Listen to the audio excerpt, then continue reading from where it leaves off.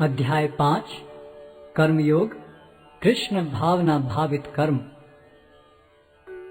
अर्जुन ने कहा, हे कृष्ण, पहले आप मुझसे कर्म त्यागने के लिए कहते हैं और फिर भक्ति पूर्वक कर्म करने का आदेश देते हैं। क्या आप अब कृपा करके निश्चित रूप से मुझे बताएंगे कि इन दोनों में से कौन अधिक लाभप्रद है? श्री भगवान ने उत्तर दिया, मुक्ति के लिए तो कर्म का परित्याग तथा भक्ति में कर्म दोनों ही उत्तम हैं, किंतु इन दोनों में से कर्म के परित्याग से भक्ति युक्त कर्म श्रेष्ठ है। जो पुरुष न तो कर्म फलों से घृणा करता है और न कर्म फल की इच्छा करता है, वह नित्य सन्यासी जाना जाता है। हे महाबाहु अर्जुन, ऐसा मनुष्य समस्त द्वंद्वों से रहित होकर भवबंधन को पार कर पूर्णतया मुक्त हो जाता है।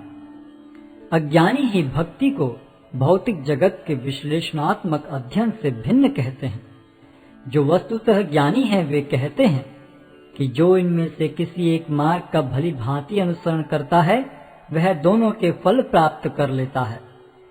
जो यह जानता है कि विश्लेषणात्मक अध्ययन द्वारा प्राप्त स्थान भक्ति द्वारा भी प्राप्त किया जा सकता है, और इस तरह जो सांख्य योग तथा भक्ति योग को एक समान देखता है वही वस्तुओं को यथारूप में देखता है। भक्ति में लगे बिना केवल समस्त कर्मों का परित्याग करने से कोई सुखी नहीं बन सकता, परंतु भक्ति में लगा हुआ विचारवान व्यक्ति शीघ्र ही परमेश्वर को प्राप्त कर लेता है। जो भक्ति भाव से कर्म करता है, जो विशुद्ध आत्मा है और अपने मन तथा इंद्रियों को वश में रखता है, वह सबों को प्रिय होता है और सभी लोग उसे प्रिय होते हैं। ऐसा व्यक्ति कर्म करता हुआ भी कभी नहीं बंधता। दिव्य भावनामृत युक्त पुरुष देखते, सुनते, स्पर्श करते, सूंघते, खाते, चलते फिरते, सोते तथा श्वास लेते हुए भी अपने अंतर में सदैव यही जानता रहता है कि वास्तव में वह कुछ भी नहीं करता। बोलते, त्यागते, ग्रहण करते या आंखें खोलते बंद करते हुए भी वह यह जानता रहता है कि भौतिक इंद्रियां अपने अपने विषयों में प्रवृत्त हैं और वह इन सब से पृथक है। जो व्यक्ति कर्म फलों को परमेश्वर को समर्पित करके आसक्ति रहित होकर अपना कर्म करता है, वह पाप कर्मों से उसी प्रकार अप्रभावित रहता है जिस प्रकार कमल पत्र जल से अस्पृश रहता है। योगी जन आसक्ति रहित होकर शरीर, मन, बुद्धि तथा इंद्रियों के द्वारा भी केवल शुद्धि के लिए कर्म करते हैं। निश्चल भक्त शुद्ध शांति प्राप्त करता है, क्योंकि वह समस्त कर्म फल मुझे अर्पित कर देता है। किंतु जो व्यक्ति भगवान से युक्त नहीं है और जो अपने श्रम का फल कामी है, वह बंध जाता है।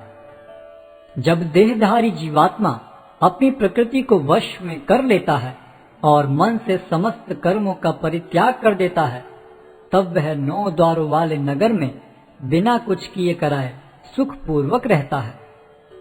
शरीर रूपी नगर का स्वामी देहधारी जीवात्मा न तो कर्म का सृजन करता है, न लोगों को कर्म करने के लिए प्रेरित करता है, न ही कर्म फल की रचना करता है। यह सब तो प्रकृति के गुणों द्वारा ही किया जाता है। परमेश्वर न तो किसी के पापों को ग्रहण करता है न पुण्यों को, किंतु सारे देहधारी जीव उस अज्ञान के कारण मोहग्रस्त रहते हैं जो उनके वास्तविक ज्ञान को आच्छादित किए रहता है। किंतु जब कोई उस ज्ञान से प्रबुद्ध होता है जिससे अविद्या का विनाश होता है, तो उसके ज्ञान से सब कुछ उसी तरह प्रकट हो जाता है जैसे दिन में सूर्य से सारी वस्तुएं प्रकाशित हो जाती हैं। जब मनुष्य की बुद्धि, मन, श्रद्धा तथा शरण सब कुछ भगवान में स्थिर हो जाते हैं, तभी वह पूर्ण ज्ञान द्वारा समस्त कलमश से शुद्ध होता है और मुक्ति के पथ पर अग्रसर होता है। विनम्र साधु पुरुष अपने वास्तविक ज्ञान के कारण एक विद्वान तथा विनीत ब्राह्मण, गाय, हाथी, कुत्ता तथा चांडाल को समान दृष्टि से देखते हैं। जिनके मन एकत्व तथा समता में स्थिर हैं, उन्होंने जन्म तथा मृत्यु के बंधनों को पहले ही जीत लिया है।